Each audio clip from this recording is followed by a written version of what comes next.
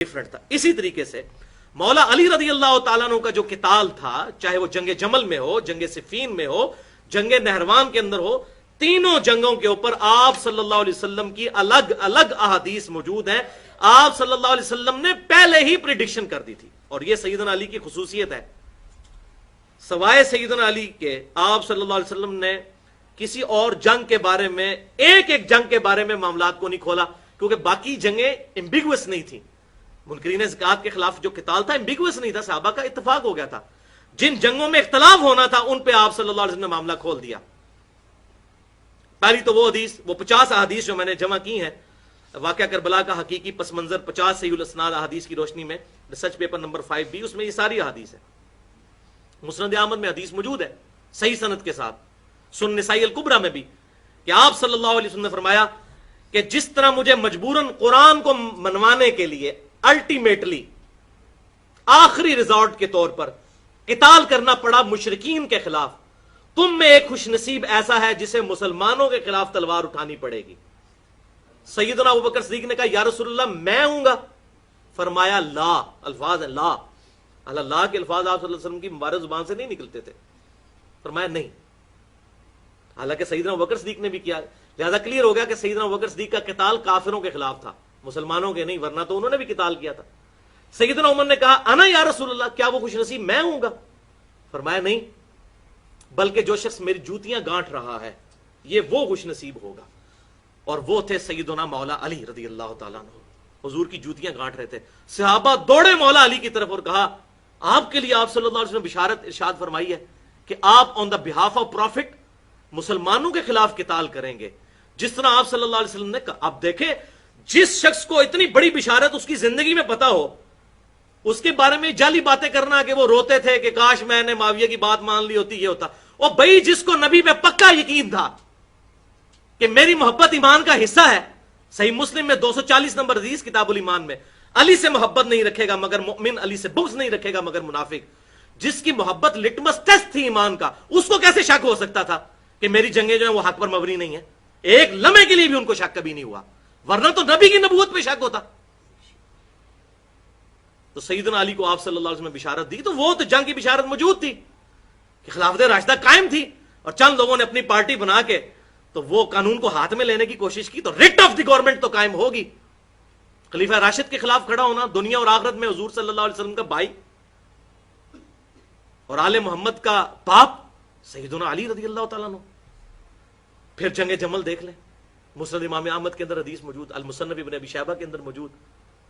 میں حیران ہوتا ہوں کہ حضور صلی اللہ علیہ وسلم کتنے حق گو تھے کہ آپ صلی اللہ علیہ وسلم کو جو غیبی خبر اللہ تعالیٰ نے دی تھی چھپائی نہیں، اور حالانکہ اپنی بیوی کا نام آ رہا تھا. کون شخص اپنی بیوی کے بارے میں بات کرتا ہے؟ کتنے ترک اس حدیث کے موجود ہیں. شیخ البانی بھی سلسلہ حدیثہ میں صحیحہ میں انہوں نے حدیث حوب نام کا پورا چیپٹر باندھ دیا ہے، اور تقریباً 20 ترک لے کے آئے ہیں کہ حضور صلی اللہ علیہ وسلم نے سیدہ عائشہ سے فرمایا تھا، مصنف ابن ابی شیبہ، مسند امام احمد، کہ میری بیوی کا اس وقت کیا حال ہوگا، تم میں سے ایک میری بیوی ایسی ہوگی جس پہ اس کے عمل کی وجہ سے حوب کے کتے بھی بھونکیں گے. اور جب سیدہ عائشہ جمل کے لیے نکلی، حوب نامی جگہ پہ پڑاؤ ڈالا، کتے بھونکے. سیدہ عائشہ کہتی ہیں یہ کون سی جگہ ہے؟ بتایا گیا حوب. ان کا مجھے واپس لے چلو، میں تو آگے علی سے نہیں لڑنے والی. اور ساتھیوں نے کہا کہ جی آپ کی وجہ سے صلح ہو جائے گی، لیکن ہوا وہی کچھ. اور سیدنا علی بالکل کلین سویپ جنگ جیتی، جنگ جمل، لیکن سیدہ عائشہ کی جان بخشی ہوئی سیدنا علی کی وجہ سے. اور کہا کہ تم اب بھی میری ماں ہو، اگرچہ جو کچھ تم نے کیا. تو عزت کے ساتھ ان کو وہاں سے روانہ کیا. پھر وہ پوری زندگی روتی تھی.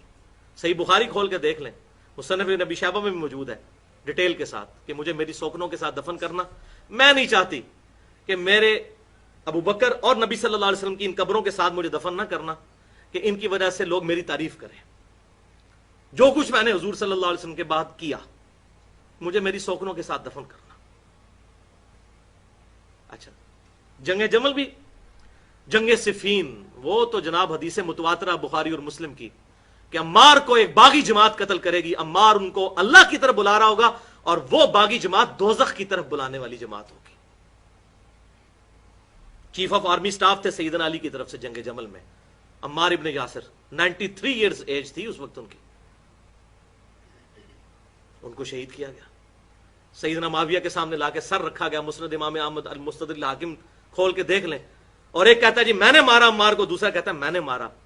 عبداللہ بن عمر بن عاص وہاں تھے، تڑپ اٹھے اور کہنے لگے تم دونوں ایک دوسرے کو دوزخ کی بشارت دو، میں نے رسول اللہ سے یہ سنا تھا اگر عمار کو قتل کرنے والا، اس کا مال لوٹنے والا دوزخ میں ہے، اور وہ کوئی عام آدمی نہیں تھا، صلح حدیبیہ کا صحابی ابو الغادیہ تھا۔ اس پہ شیخ البانی نے پھر پورے صفحے کالے کیے، انہوں نے کہا ابو الغادیہ چاہے صحابی تھا لیکن یہ اس پہ فٹ ہو گئی بات،